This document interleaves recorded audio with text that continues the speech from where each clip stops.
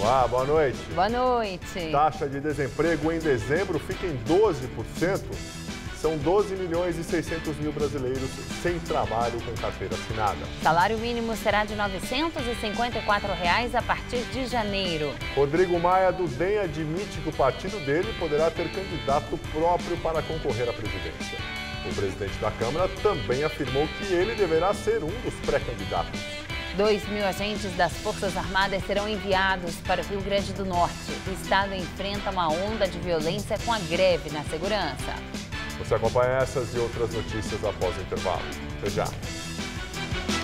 Neste domingo, vamos receber o Ano Novo com uma grande festa. Réveillon do Mulheres. A gente vai conferir as previsões para começar 2018 com o pé direito. Bater um papo super animado com toda a família do Mulheres. E, claro, festejar muito ao som de serial funkers, Babado Novo, Quebradeira, Biquíni Cavadão, Inimigos da HP. Toca o samba aí que eu vou me apaixonar. E aí, hoje eu só quero é beijar. Fique com a gente, comemora a chegada desse ano novo no maior astral. Réveillon do Mulheres. Neste domingo, 9h30 da noite.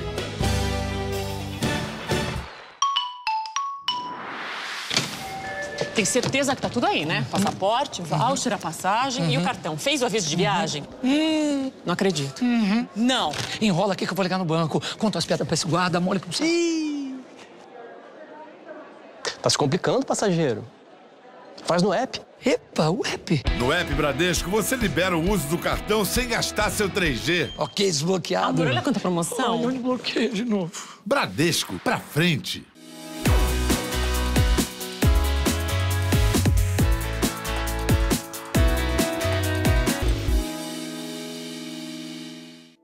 Falar que você estudou jornalismo na Casper Libero te abre portas, porque é a melhor faculdade de jornalismo do Brasil.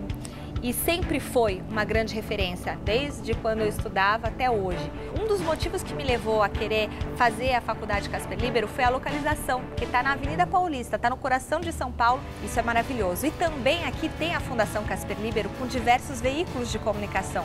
A gente tem a televisão, tem a rádio, tem a internet, o site. E a faculdade abastece todos esses veículos com os profissionais. Então eu fico muito feliz de ter estudado aqui, de fazer parte dessa história e de hoje poder contribuir como apresentadora. Por isso, eu sou o Casper. Somos todos Casper. No Todo Seu de hoje tem a alegria contagiante do Fat Family.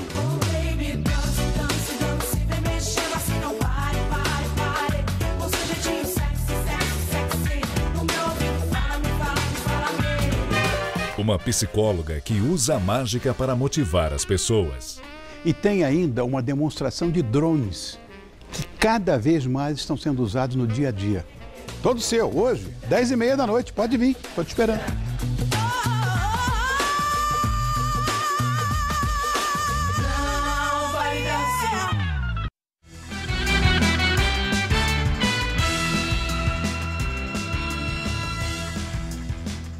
Faltando apenas 2 dias para a virada do ano, o prêmio da Mega Sena está acumulado em 280 milhões de reais. As apostas vão até amanhã e tem gente já fazendo planos para o prêmio milionário. Quem esperava encontrar as lotéricas lotadas se surpreendeu positivamente. Poucas filas e atendimento rápido.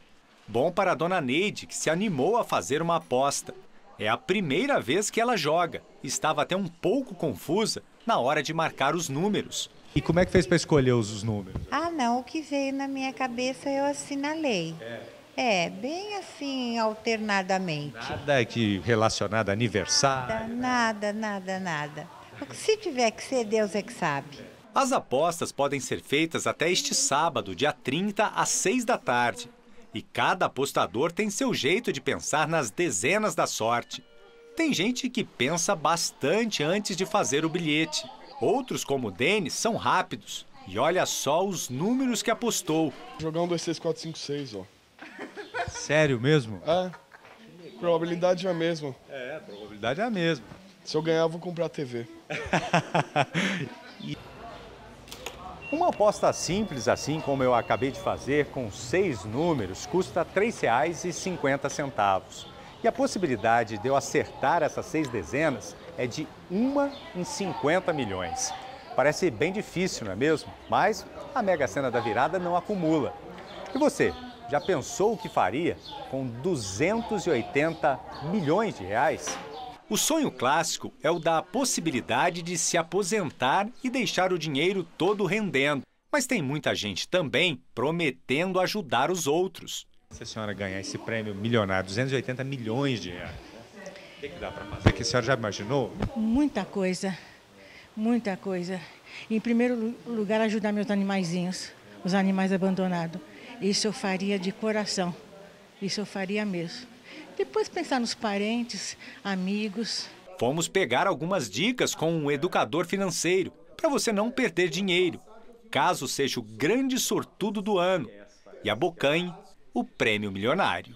Na minha opinião, não divulgar, mas pegar o dinheiro, já aplica, pode colocar numa poupança, por exemplo, que vai ganhar 1.120.000 por mês nas taxas de hoje, ou se quiser um CDB um pouco mais, tem um rendimento um pouco melhor que poupança, quase 2 milhões por mês. Então, os primeiros 30 dias aplicam em um ou outro e depois, com calma, aproveitando esses 30 dias para pensar exatamente o que vai fazer, se vai investir um pouco em imóveis, dar uma diversificada. A probabilidade de uma pessoa que apostar um cartão marcando apenas 6 números é uma chance em 50 milhões. O governo federal vai enviar 2.000 homens das Forças Armadas para o Rio Grande do Norte nas próximas 48 horas. O reforço será utilizado na região metropolitana de Natal e em Mossoró e deve permanecer no estado por pelo menos 15 dias. Por volta do meio-dia, pelo menos 7 homens armados e encapuzados fizeram um arrastão a comerciantes e turistas na praia de Tourinho, em São Miguel do Gostoso, litoral norte potiguar. O ministro da Defesa, Raul Jungmann, falou hoje sobre o envio de tropas ao estado. Por determinação do senhor presidente da República, Michel Temer, nós estaremos assegurando, inclusive aos turistas, inclusive os que vão em grande quantidade para Natal, que fiquem tranquilos, que tenham um ano novo tranquilo, porque as Forças Armadas estarão garantindo a tranquilidade e a paz de todos aqueles que querem celebrar. Já a Força Nacional deve permanecer mais 6 meses no Rio Grande do Norte. O estado está sem policiamento nas ruas desde o dia 19 de dezembro, por conta da paralisação das polícias militar e civil e dos bombeiros. As categorias reivindicam salários atrasados e melhores condições de trabalho. Com a falta de segurança, assaltos, arrombamentos e arrastões se repetem diariamente. Na madrugada de hoje, pelo menos 20 homens armados invadiram um supermercado, renderam vigilantes e saquearam várias lojas. Ninguém foi preso. 7 casos de ônibus incendiados na Grande Belo Horizonte estão relacionados, segundo a Polícia Militar. Os ataques acontecem desde quarta-feira e ninguém foi preso. O último caso de ônibus incendiado aconteceu na madrugada de hoje no bairro de Copacabana. Homens pararam o coletivo, obrigaram as pessoas a sair e atearam fogo.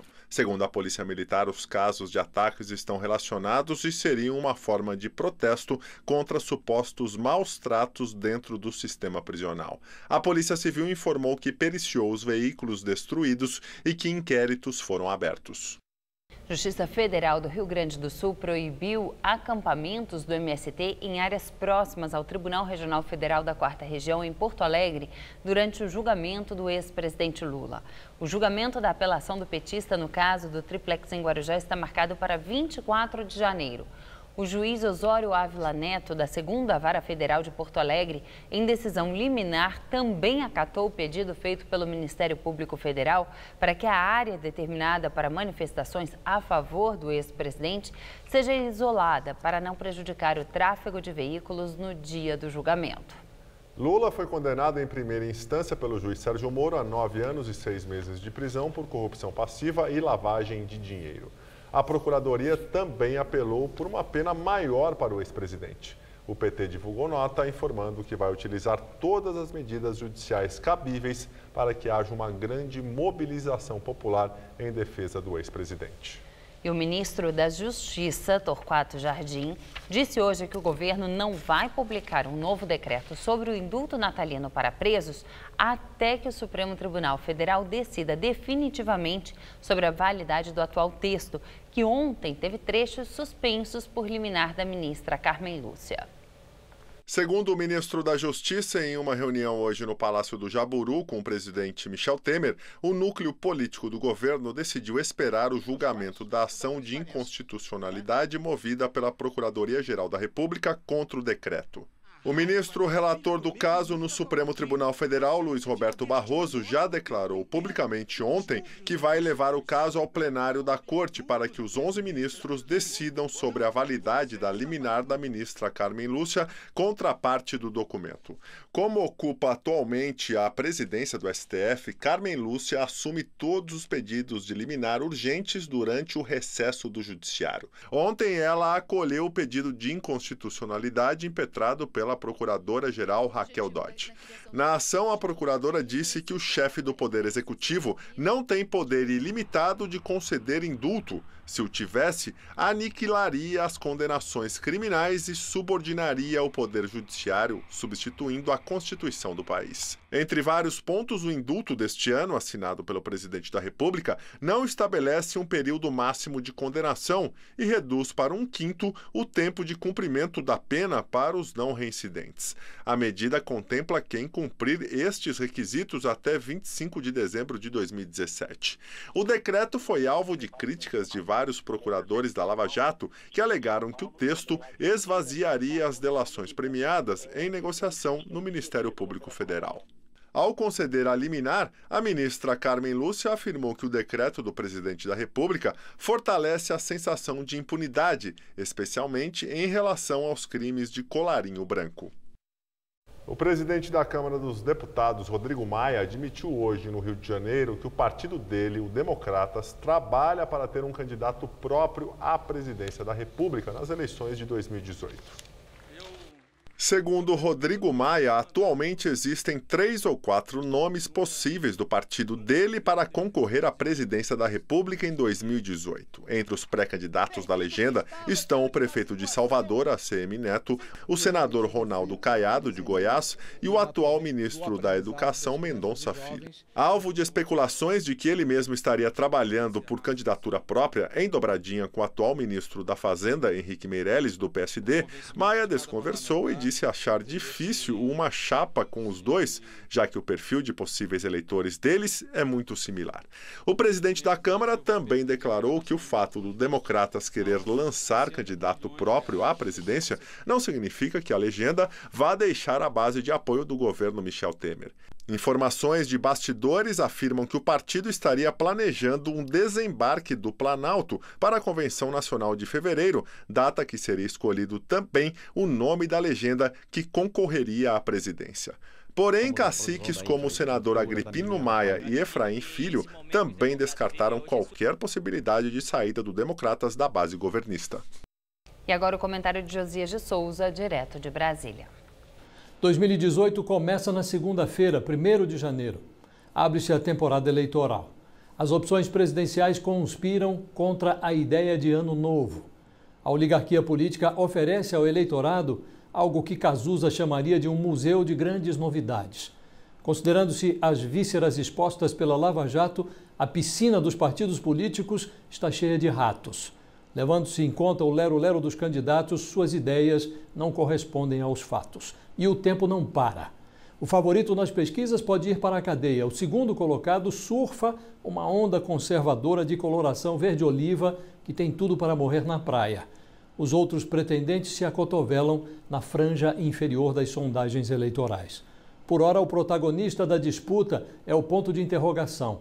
Não surgiu um nome capaz de empolgar quem foi às ruas ou bateu panelas na janela. O ano supostamente novo começa sob os escombros do velho. Tudo parece seguir a lógica de um conhecido preceito bíblico. Está anotado no livro de Eclesiastes, capítulo 1, versículo 9.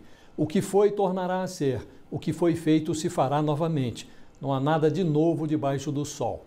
A conjuntura é um convite ao surgimento de novidades. A boa notícia é que o eleitor tem o poder de virar a página. A má notícia é que, se não tomar cuidado, pode virar a página para trás. Boa noite. O governo publicou hoje no Diário Oficial da União uma nova portaria sobre a fiscalização do trabalho análogo à escravidão no país, substituindo um outro texto divulgado em outubro que recebeu diversas críticas de organismos internacionais, como a Organização das Nações Unidas. Essa é a terceira portaria sobre a fiscalização de trabalho escravo publicada neste ano pelo governo federal. No novo texto, o Ministério do Trabalho endurece ainda mais a fiscalização contra o emprego desse tipo de mão de obra no país, ampliando o conceito de trabalho análogo à escravidão e permitindo o registro da ocorrência pelos técnicos do Ministério do Trabalho. A nova portaria também dá transparência à publicação da lista de empresas e empregadores desse tipo de mão de obra degradante, acabando com a exigência do texto anterior, que permitia apenas ao ministro do Trabalho dar publicidade aos alvos de fiscalização. O novo texto foi publicado 2 dias depois do pedido de demissão do ministro Ronaldo Nogueira. Ele deixou o cargo para concorrer a uma vaga na Câmara dos Deputados em 2018 pelo PTB do Maranhão. Para o lugar de Nogueira, o partido indicou o deputado federal Pedro Fernandes, também do Maranhão. O presidente Michel Temer assinou o decreto que reajusta o valor do salário mínimo para o ano que vem. O valor passa de 937 para 954. O reajuste do salário mínimo é menor do que a estimativa que havia sido aprovada pelo Congresso Nacional, de R$ 965. A mudança deve beneficiar cerca de 45 milhões de pessoas. O desemprego ficou em 12% no trimestre encerrado em novembro, segundo dados do IBGE. Este número representa 12 milhões e 600 mil desempregados. É a menor taxa do ano, mas a maior para o período de setembro a novembro de toda a série histórica iniciada em 2012. Em relação ao trimestre anterior, a queda foi de 0,6% e, segundo os dados, foi puxada mais uma vez pelo aumento do número de vagas informais. E agora vamos ao comentário de economia com Vinícius Torres Freire.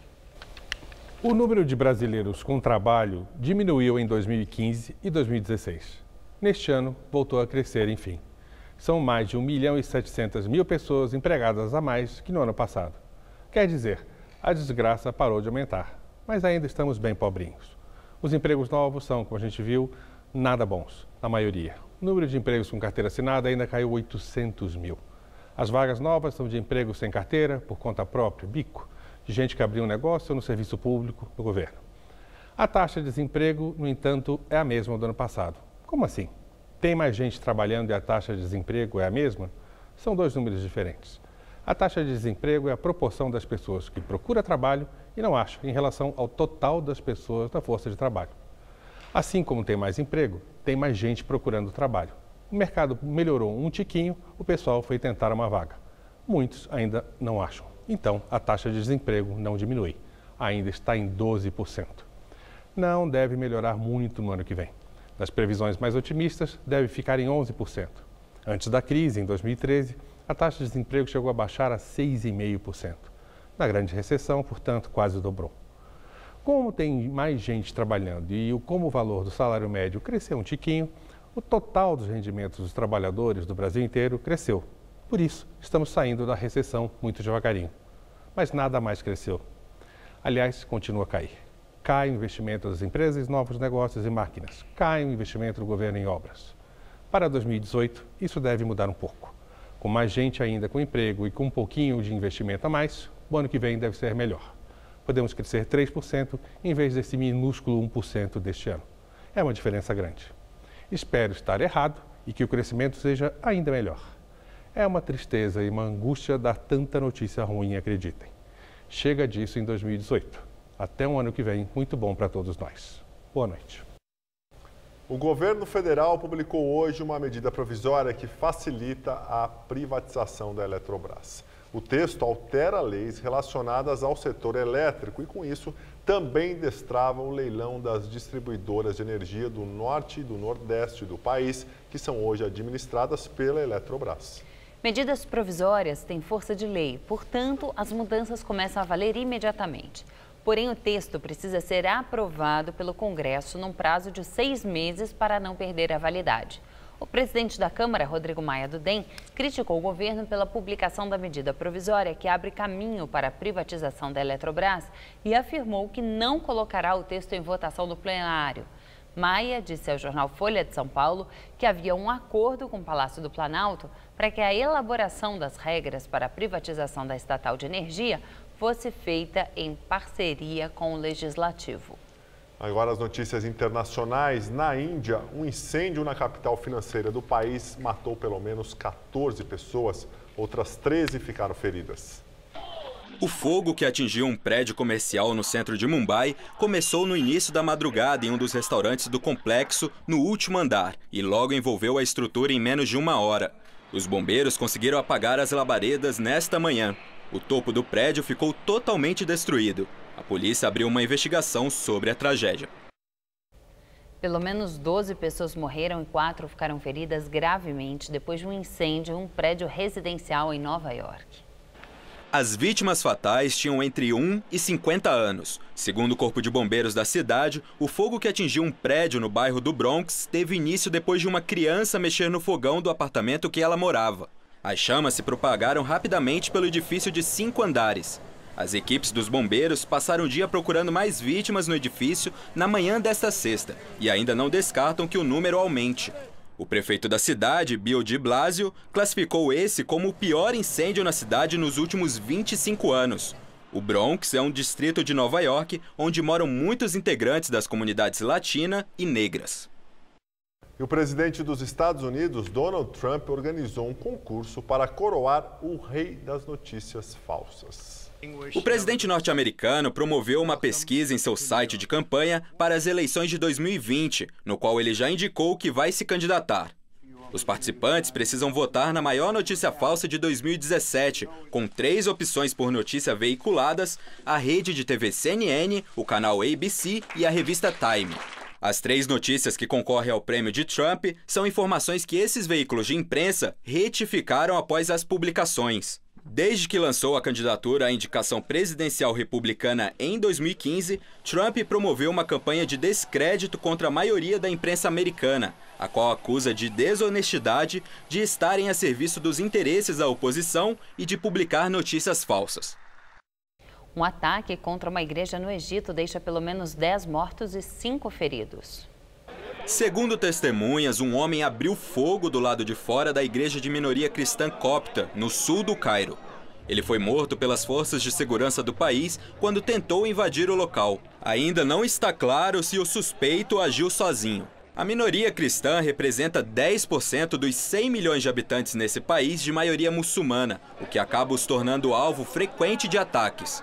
Em abril, explosões em 2 igrejas cristãs coptas no Egito deixaram ao menos 44 mortos e mais de 100 feridos. A semana vai terminando com tempo chuvoso e temperaturas mais amenas aqui em São Paulo.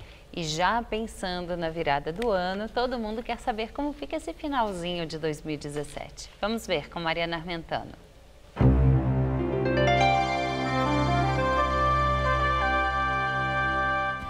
Para São Paulo, ainda há risco de chuvas fortes nesse sábado, mas no domingo o tempo deve melhorar e as chuvas ficam mais concentradas entre a tarde e a noite e não deve chover na virada do ano não, nem no litoral, nem aqui na capital. E olha só, nessa madrugada teremos mínima de 20, máxima amanhã à tarde na casa dos 25 graus, com breves aberturas de sol. Aí no domingo o tempo fica firme pela manhã, portanto os corredores da São Silvestre não devem pegar chuva ao longo da prova, já que chove só a partir da tarde, a máxima vai aos 28 graus. E para começar 2018, teremos uma segunda-feira com predomínio de sol, temperaturas entre 20 e 31 graus por aqui e as nossas típicas chuvas de verão no finalzinho do dia. A Agência Nacional de Energia Elétrica, a ANEEL, informou hoje que não vai haver cobrança extra nas tarifas de energia de todo o país no mês de janeiro. A bandeira tarifária do mês será da cor verde, que significa diminuição do valor da energia em relação aos últimos meses de 2017, quando a bandeira vermelha, patamar 1, foi acionada devido ao baixo nível dos reservatórios no país. Com isso, a redução no valor da conta de luz deve ser de R$ 5,00 em média por 100 kWh consumido. Um professor da Escola Estadual Almirante Custódio de José de Melo, na zona leste de São Paulo, recebeu uma homenagem inesperada. Aos 74 anos e prestes a se aposentar, Luiz Antônio Zarcovis teve uma despedida digna de quem dedicou a vida à profissão. O momento foi registrado em um vídeo que acabou causando emoção na internet. Vamos rever agora uma das melhores reportagens exibidas neste ano pelo Jornal da Gazeta. Todo mundo tem uma lembrança afetiva com um professor ou então numa escola onde passou. Nossa história começa aqui, nesse simples corredor, que é um ponto de encontro entre docentes e alunos, mas se transformou em um espaço de homenagem e gratidão. Depois de 31 anos trabalhando como educador, Luiz Antônio Zarcovis se aposentou e no seu último dia de aula teve essa surpresa.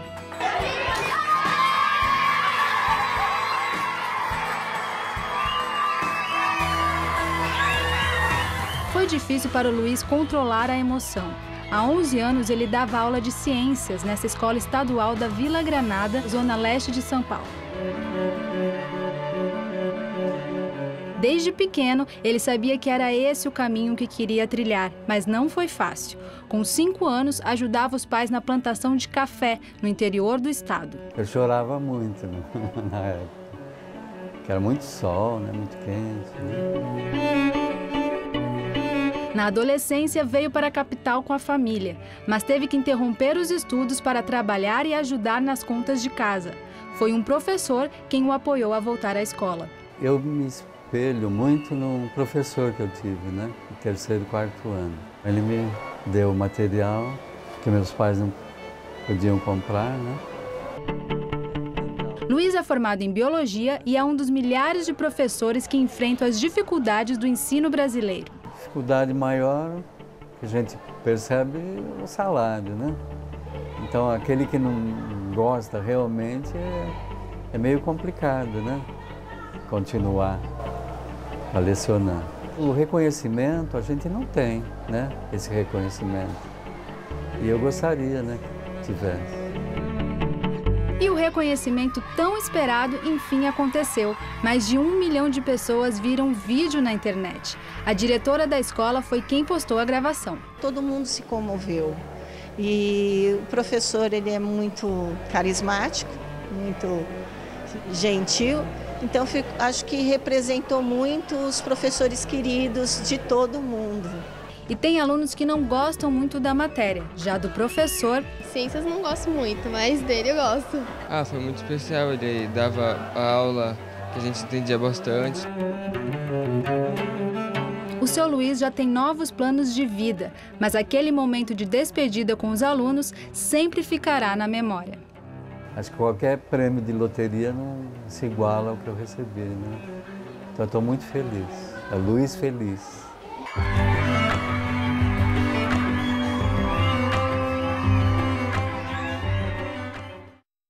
Nós ficamos por aqui. A edição de hoje pode ser vista no site do Jornal da Gazeta. Muito obrigado pela sua companhia durante todo este ano.